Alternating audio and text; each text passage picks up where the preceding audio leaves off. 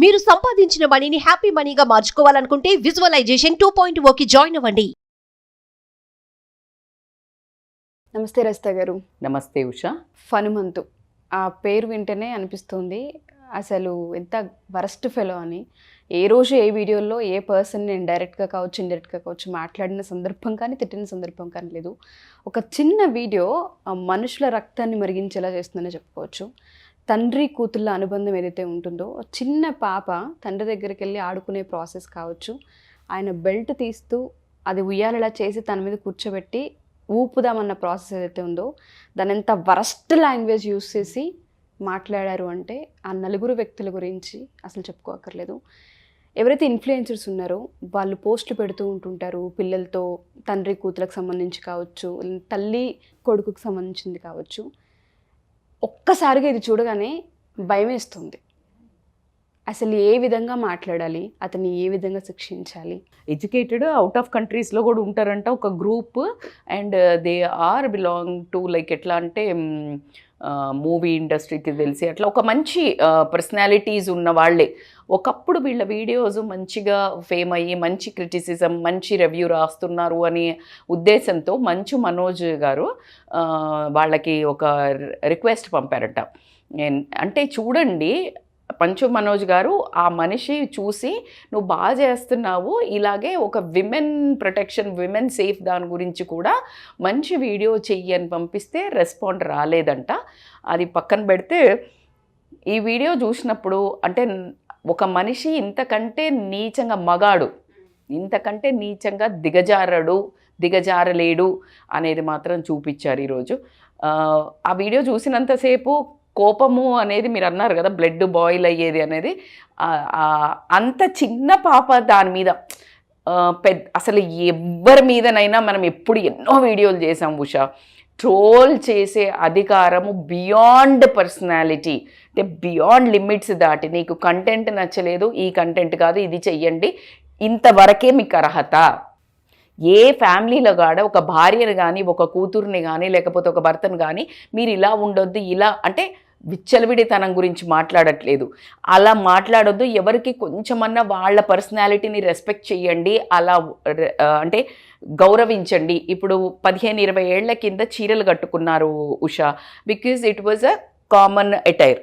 ఇప్పటికి వచ్చే వరకు చీరలో కంటే నార్మల్గా ఈ ప్యాంట్ షర్ట్లో చుడిదార్లో వేసుకుంటే కంఫర్ట్, ఎక్స్పోజింగ్ ఉండదు.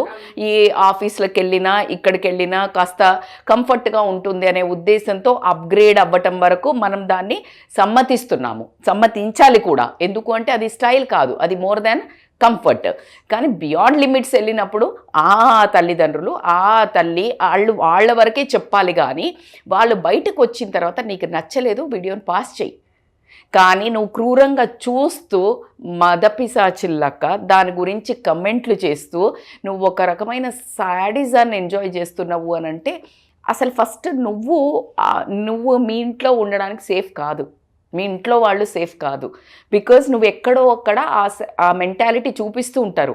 వాళ్ళ పిల్లలతో కానీ వాళ్ళ భార్యతో కానీ వాళ్ళ ఆఫీసులో కానీ చూపించారా? ఈ తత్వం ఉన్న వాళ్ళు are like safe to live with? No. ఈ వీడియో ఇప్పుడైతే ఎవరైతే చేశారో వాళ్ళ తల్లిదండ్రులు కానీ వాళ్ళ భార్యాపిల్లలు కానీ చూస్తే వాళ్ళ ముఖం మీద ఉమ్మేస్తారా? అది చెయ్యరా? ఖచ్చితంగా, డౌటే లేదు. ఇంకో విషయం తెలుసా అండి, ఇందులో ట్విస్ట్ ఏంటంటే ఆ హనుమంత్ అనే వ్యక్తి వాళ్ళ తండ్రి IAS ఆఫీసర్. ఆయనకి మొహం అసలు ఇప్పుడు అందుకే అంటారు కదా, వారసత్వంగా అందరికీ ఆ గుణాలు రావు అనడానికి ఆయన ఇప్పుడు ఆయన ఎన్ని రెప్యూటెడ్గా ఎంతవరకు వర్క్ చేసి ఒక పేరు నిలబెట్టుకొని ఉంటారు. ఇట్లాంటి చండాలు ఇంత పెద్ద పెరిగినా కూడా పరువు తీస్తారు అని ఆయన ఏ రోజు కూడా ఊహించి ఉండరు. వాళ్ళ బ్రదర్ గురించి కూడా నేను విన్నాను ఒక వీడియోలో, చాలా మంచి వ్యక్తి అంట వాళ్ళ బ్రదర్. అంటే ఇక్కడ ఏమైందంటే బేసికల్గా గో విత్ ద ఫ్లో లాగా వాళ్ళు మాట్లాడుతున్నారు. వాళ్ళకి ఒక కిక్ అనేది స్టార్ట్ అయింది. మొన్న కూడా మనం ఒక వీడియో చేసాము. అది ఎట్లా ఉంటుందంటే విచక్షణ జ్ఞానము కోల్పోతారు. ఎప్పుడైతే ఇప్పుడు వీడియోస్ చేస్తున్నప్పుడు ఇన్ఫ్లుయెన్సర్స్ని కూడా మనం అందుకే కొంచెము సాయి ధర్మ తేజ్ గారు ఒక మాట చెప్పారు, ట్వీట్ చేయడం అద్భుతంగా స్పందించాల్సి, ఆయన చాలా బాగా రియాక్ట్ అయ్యారు. ఏమని చెప్పాడంటే 2 వర్గాల నుంచి మాట్లాడారు. ట్రోల్ చేసే అధికారం అసలు ఎవరికి ఇచ్చారు, ట్రోల్ చేయటం అనేది ఈరోజు తను రిక్వెస్ట్ చేసినంత వరకు మన సీఎం కానీ వీళ్ళందరినీ డిప్యూటీ సీఎంని అందరినీ బెస్ట్ వే ఏంటంటే, మనకి ఈ మధ్యనే ఒక 2-3 ట్రోల్స్ తీసి ఒక యువతి ఆత్మహత్య చేసుకుంది. కొడుకు ఇలా కిటికీలో నుంచి బయటికి వస్తే అది భరించలేక తను ఆత్మహత్య చేసుకుంది. నాకు చాలా బాధేసింది. అంటే ఏ తల్లి కూడా ఒక పిల్లల్ని అట్లా అవుతుందని కోరుకోదు, వదిలేయదు. మీకు అర్హత ఎవరు ఇచ్చారు? నాకు ఈరోజు మాట్లాడుతున్న ఆ సన్నివేశం గుర్తొస్తోంది ఉషా, నిజంగా కూడా చెప్తున్నాను. పిల్లోడు బతికాడు, కానీ ఈరోజు తల్లి లేదు. Because of these useless fellows. ఏమనుకొని మీరు ట్రోల్ చేస్తారో, మీకు అసలు ఎవరిచ్చారు అధికారము? మీకు ఒక మనిషిని జడ్జి చేసే అధికారం మీకు ఎవరిచ్చారు? నువ్వు కంటెంట్ నచ్చితే చూడు, లేకపోతే లేదు. అయ్యో బాబు బతికాడు, అదృష్టవంతురాలు తల్లి, ఇలా పెట్టలేవా? ఎందుకు ఆ శాడిజము, ఆ సైకోయిజము నీకు ఎవరిస్తున్నారు? ఒక మనిషిని, ఒక తల్లిని అనే అర్హత నీకు ఎవరిచ్చారు? ఒక ఆడదాన్ని అర్హత వేరు, తల్లి అర్హత వేరు. తల్లిని అంతగనం. సెకండ్ది నేను మొన్న ఒకటి చూశాను కేరళలో. యాక్చువల్లీ నేను దాని మీద కూడా వీడియో చేద్దాం అనుకున్నాను.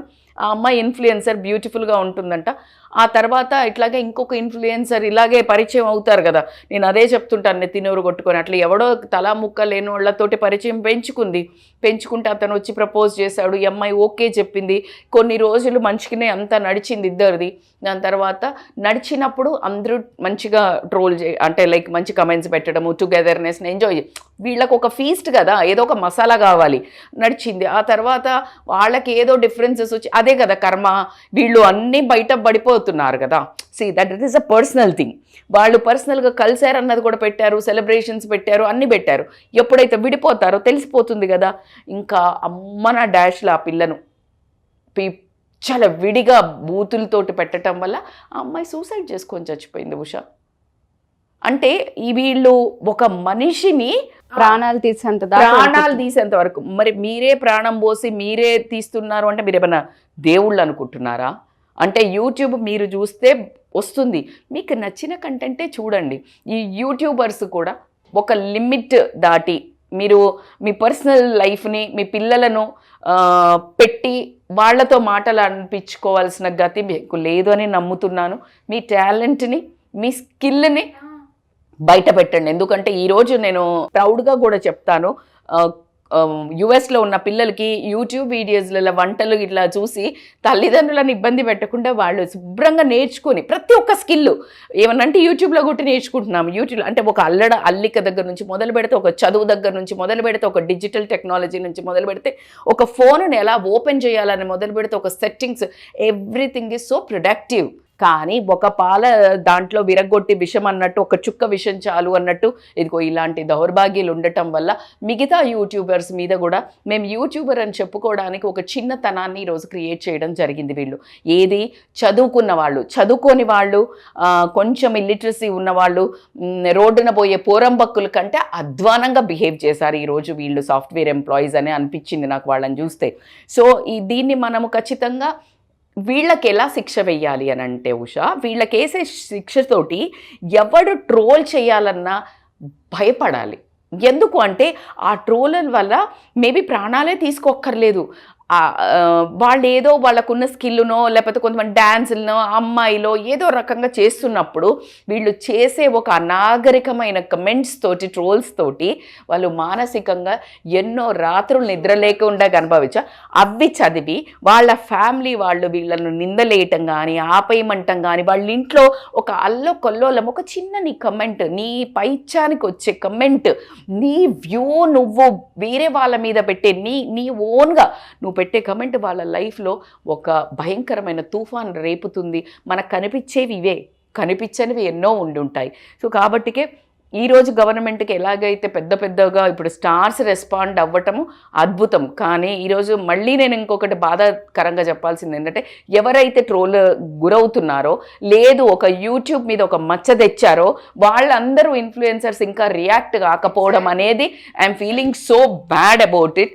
ఈరోజు నేను మళ్ళా యూట్యూబర్స్ అందరికీ రిక్వెస్ట్ చేస్తున్నాను, ఈ ట్రోలర్స్ అందరినీ మీరు ఎంత బాధపడ్డారు, మీరు ఏ ఉద్దేశంతో చేస్తున్నారు, దాన్ని వాళ్ళకి ఎందుకు రెస్పాండ్ అవుతున్నారు అనే దాన్ని మీరు చేస్తూ ఈ హనుమంతు అనే అతనికి ఎలాంటి శిక్ష వేయాలో, మీరు అనుభవించిన ఒక పెయిన్ నుంచి వచ్చే డెసిషన్ అంటారు కదా, ఆ డెసిషను ఆ జడ్జిమెంట్ మీ త్రూగా ఇవ్వండి.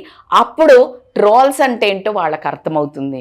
నవ్ ఇఫ్ యూ ట్రోల్ వాళ్ళకి అర్థమవుతుంది. మీరు చేసిన శిక్ష అంటే మీరు చేసిన తప్పుకు శిక్ష చేస్తేనే మీరు తీసేసి సారీ చెప్పాడు అని అంటే, మీరు అనాగరికంగా ఒక చిన్న పాపను పెట్టి అన్ని వల్గర్ లాంగ్వేజ్ అంటే అసలు వాడికి అసలు నోరెలా వచ్చింది అంత బూతు మాటలతోటి అనేది కూడా చాలా సిగ్గుపడాల్సిన విషయం. మరి ఈ దెబ్బతోటన్నా ఈ ఒక కలకలము ఏదైతే సాయి ధరమ్ తేజ్ రేపెత్తారో ఆ కలకలం ఇంకా కంటిన్యూ అవుతూ ఈ ట్రోల్ చేసే వాళ్ళకు గుండెల్లో కొంచెమన్నా మార్పు మనుషుల్లాగా మారతారని, మీకు నచ్చనైతే కంటెంట్ను మూవ్ చేయండి. కానీ ఎదుటి మనిషిని చూస్తూ నువ్వు ఇది ఎందుకు వేసుకున్నావు, నువ్వు ఇక్కడ ఎందుకు పెట్టుకున్నావు, బొట్టు పెట్టుకోలేదు, అరే బాబా ఇంట్లో వాళ్ళు సరిపోతలేరా నాన్న, మీరు ప్రతి ఇంట్లో వాళ్ళు సరిపోరా, ఇంట్లో వాళ్ళు సరిపోతారు, బయట ఇంటి చుట్టుపక్కల వాళ్ళు, అయినా why you guys are again back of somebody. ఒక అమ్మాయి కూడా బాడీ చూపించుకొని చేసుకుందంటే ఎంత పెయిన్తో చేస్తుందో, ఇష్టంతో చేస్తుందో మనకు తెలీదు. నీకు నచ్చలే, just move on, don't watch. కానీ ఇలాగా బాడీ షేమింగ్ చేయటం మర్చిపోయినాను. I would like to tell, Renu Desai చాలా రోజులు పిల్లల్ని చూపించలేదు, బికాజ్ షీ వాజ్ స్కేర్డ్. ఎందుకంటే ఆ ఇంపాక్ట్ పిల్లల మీద ఎక్కడ పడుతుందో అని ఆవిడ చాలా ప్రొటెక్ట్ చేసుకొని పెంచితే, ఈరోజు కొంచెం బయటకు వచ్చాక మొన్న వాళ్ళ పాప మీద కూడా కమెంట్ చేస్తే తను చాలా సీరియస్గా రియాక్ట్ అయింది. అసలు మీకు ఎవరిచ్చారో ఈ పోలికల్ని కూడా మాట్లాడే, మీరు మీ పాప ఇలా ఉందేంటి, మీరు అరే ఎవడ్రా దేవుడిచ్చిన పిల్లలు, అసలు మీరెవరు ట్రోల్ చేయటానికి. ఐశ్వర్యరాయ్ కూతురు మీద మీ అమ్మంత అందంగా లేవా, ఆ పిల్ల అవి చూస్తే ఎంత మానసికంగా కృంగిపోయి అసలు అంటే బడ్డింగ్ అంటే ఒక ఎదగాల్సిన ఒక పిల్లను ఆ మానసికంగా తొక్కి పెట్టడం వల్ల ఆమె చాలా చూసి రియాక్ట్ అయ్యి తను కేసు వేసింది యాక్చువల్గా.